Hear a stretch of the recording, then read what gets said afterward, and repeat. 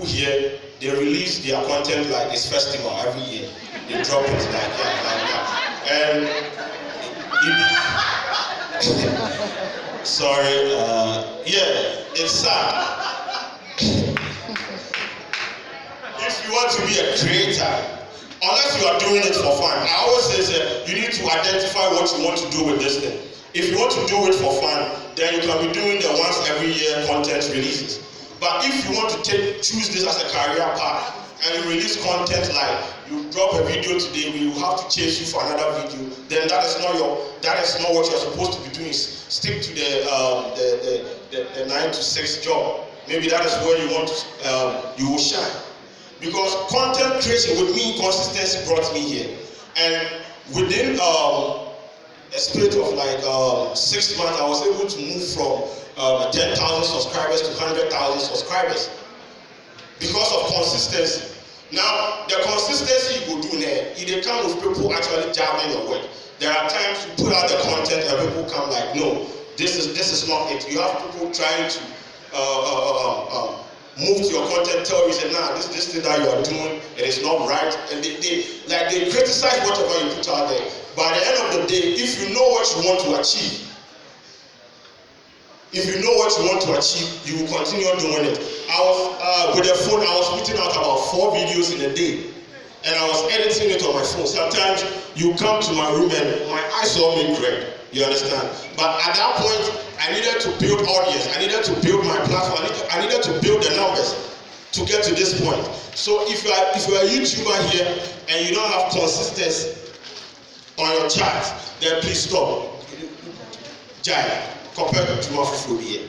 So yes, you need to be consistent with what you do. Also, I have had conversations with a lot of creators, and it looks like they don't make data-driven decisions with their content.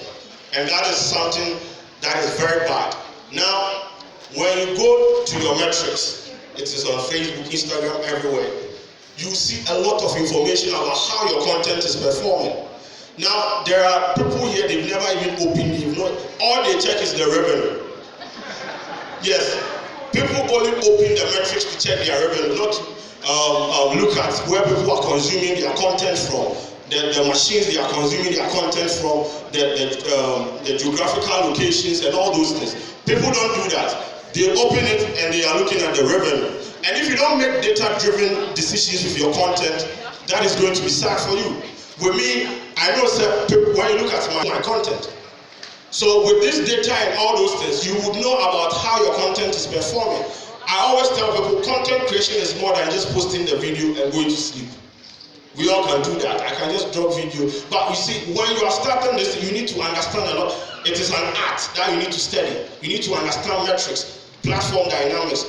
There are content that will do well on Twitter. You post it on Facebook, for instance, it's not going to do well.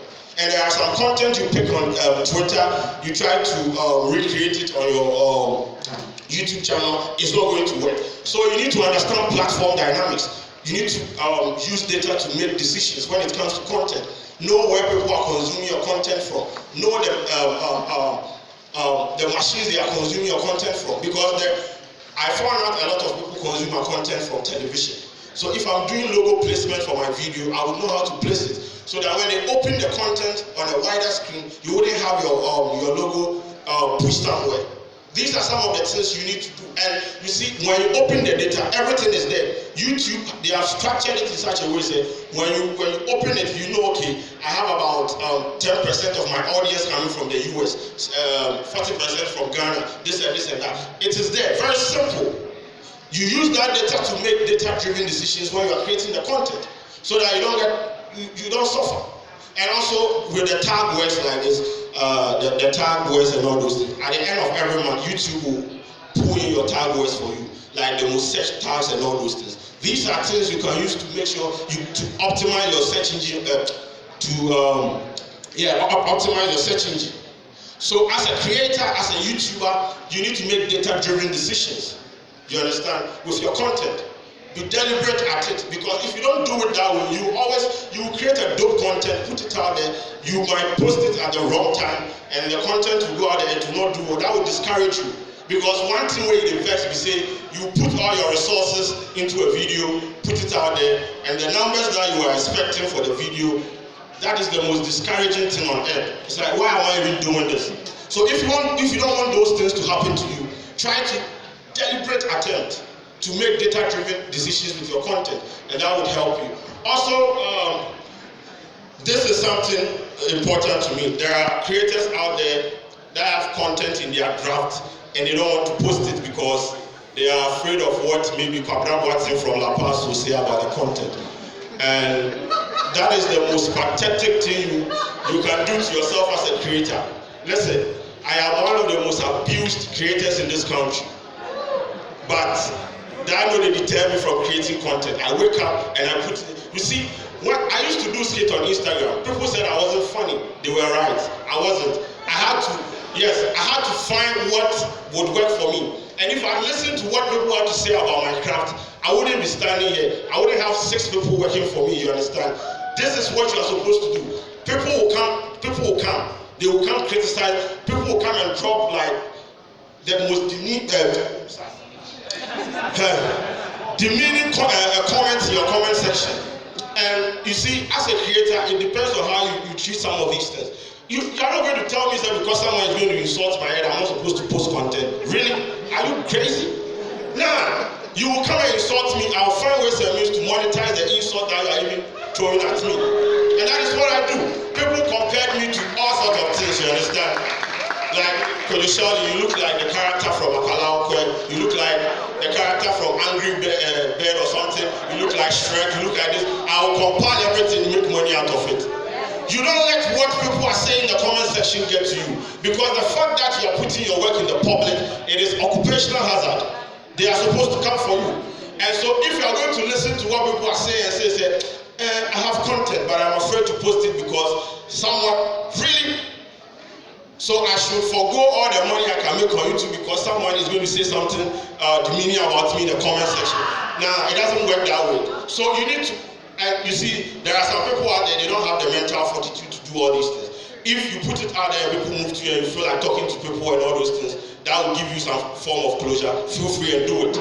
But personally, I feel like as a creator that you want to grow in the space that you are, you don't have to, please, no.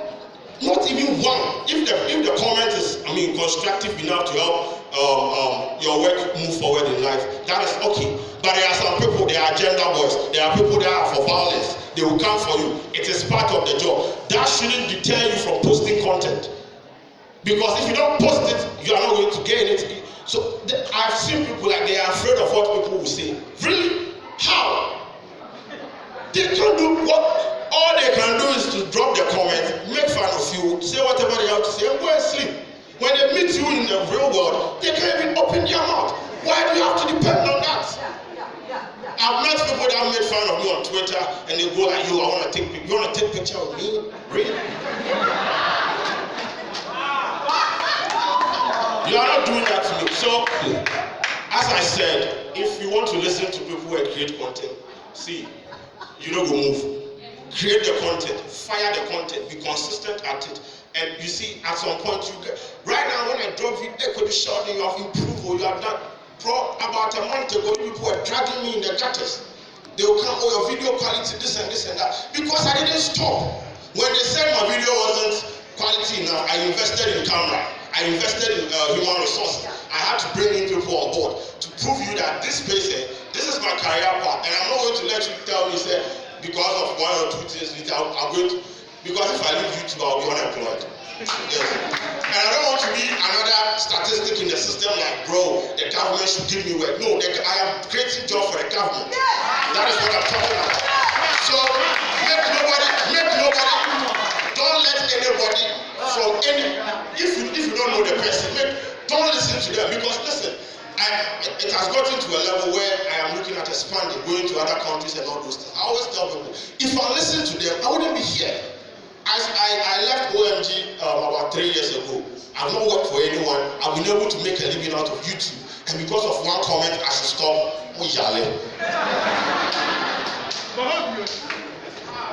Also, in the course of building audience, I always tell people, say, There are people, they will get the watch hours, they will get the 1,000 subscribers, and all of a sudden they want to monetize. They want to put money on the platform. Now, this is how content works. There is something called value proposition. That is what you provide to your audience. Yes. Now, the value proposition determines your return on investment, you understand? So your ROIs. Now, if you start with the content creation with money, I want to make money. First of all, yes, you can make money off YouTube, but you need to build audience. It's like jab, then you hook. That is something Gary Vee said. You need to build audience, you need to build eyeballs, you need to build a community, you need to own the space. So in a form, you can define that as an influencer or something like that. Because if you don't build the audience, if you don't build the space, if you don't build the authority, and you start your content creation journey with just the money, at some point you don't know what to do. You understand? So if your value proposition is the content, try to invest in the content. Put the content out there, let them enjoy the content. At some point, they will be hooked on your content. When you place about 30 ads in a video, they will wait for you to play before they continue. But when you start, you don't even know, you have not defined, you don't have any defined content, or you don't have a niche for yourself. You are just doing anything anyhow. But you want to put like 55 adverts on your video. You have talent because you think that YouTube is all about money. Yes, me right now, it's all about money for me. But when you're starting, please, it's not about money. It's about building the platform. Build. Whenever I start a show, I want to own the space. I want to be an authority. Right now, when they release a song, they are looking for Kwadwo Sheldon to do a breakdown. When Manchester United then go do the Mayawa, they are waiting for Kwadwo Sheldon to comment. When there's something trending on social media, they are waiting for Kwadwo Sheldon. I build the authority. So when you withdraw the content, they have like withdrawal symptoms. Or syndrome, or whatever you will call it. When my account was terminated, I had calls from various quarters. It should tell people consume the content. They are hooked on the content. I didn't start by I identified my audience and fed them with the content consistently. And at some point, they were with me. They will watch the thing on YouTube. Take a small part and come and share it on their socials. And that has not even been activated on my platform. They were doing the social sharings for me. That is how you build the audience. So at some point, when you build the audience, you have the attention, you own the space, then you can think of what? Talking about money and all those things. But if you are starting, please, the sika thing, if you have 1,000 subscribers and the watch hour, please, you are going to go through the monetization process of it. By the end of the day, you should concentrate, you should focus on what you want to give. Because if I come to your channel, I'm coming there to consume content, not to watch adverts on YouTube. If I wanted, I would listen to Peace FM. I want to consume content. So what is your value proposition to your audience? When you identify that and you give to them, then at some point, when you monetize the content, they wouldn't even mind.